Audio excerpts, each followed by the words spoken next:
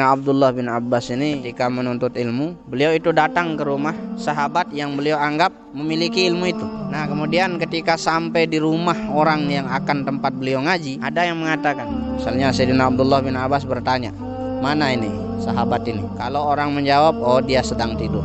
Tahu apa yang dilakukan oleh Abdullah bin Abbas?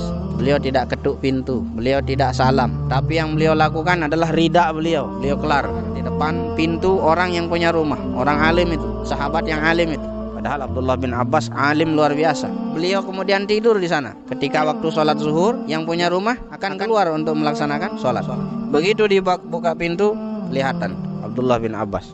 Lalu yang punya rumah nanya, wahai anak pamannya Nabi, wahai anak pamannya Rasulullah, apa yang kau kerjakan di sini? Oh, saya menunggumu keluar. Kenapa? Kamu tidak kasih tahu saya kalau kamu datang. Ketuklah pintu saya. Apa jawaban daripada Abdullah bin Abbas?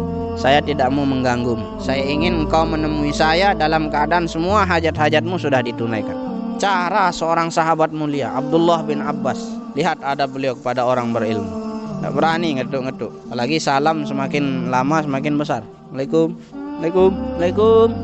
Nggak ada ya. Itu caranya orang dulu tuh. Ulama dulu kalau mau menerima seseorang jadi muridnya, mesti yang diawali itu dengan belajar akhlak sama adab dulu. Kenapa? Karena percuma dia pintar, dia cerdas nanti saat belajar, saat mengaji, tapi tidak punya akhlak, tidak punya adab.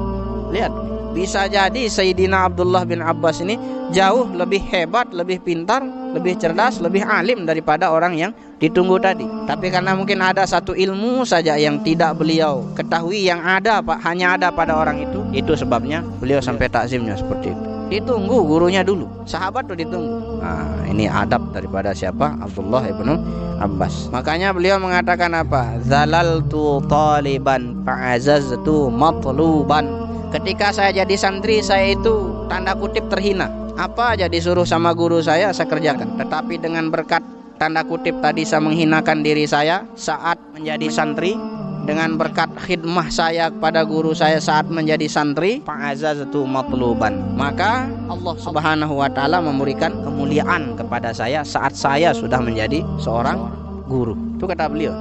Di santri itu kan ada 4 macam. Santri yang pertama cerdas dan khidmah kepada gurunya. Ini yang luar biasa sekali hasil. Ada santri yang kedua cerdas, pintar, tetapi tidak khidmah kepada gurunya, tidak dekat kepada gurunya. Ya cerdas, tetapi manfaat dari ilmunya tidak akan banyak dia dapatkan. Yang ketiga tidak cerdas, tetapi khidmah kepada gurunya, dekat dengan gurunya.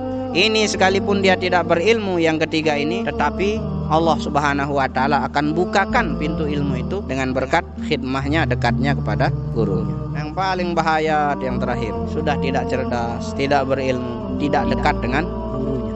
Kemana yang harus kita pilih? Pilih yang ada khidmahnya. Ada 2 orang santri sama-sama cerdas, besok bisa dibandingkan hasilnya. Pasti santri yang berkhidmah jauh lebih bermanfaat dibandingkan santri yang cerdas tetapi tidak berkhidmah. Atau dibandingkan santri yang hanya sekedar cerdas dibandingkan dengan santri yang tidak cerdas tetapi dekat dengan gurunya. Allah Subhanahu wa taala akan bukakan pintu manfaat, pintu keberkahan bagi santri yang tidak cerdas tetapi khidmah kepada gurunya. Itu namanya zalaltu taliban. Ketika menjadi santri, kita ya buat diri kita seolah-olah menjadi budak bagi guru kita. Sekaliber Abdullah bin Abbas, sehebat Abdullah bin Abbas, orang yang cerdas luar biasa Abdullah bin Abbas ini. Seperti itu takzim beliau kepada ahli ilmu. Padahal tadi saya katakan bisa jadi beliau lebih tinggi ilmunya. Nah sekarang kan beda. Baru misalnya jadi ini, jadi itu, sudah hilang takzimnya sama guru.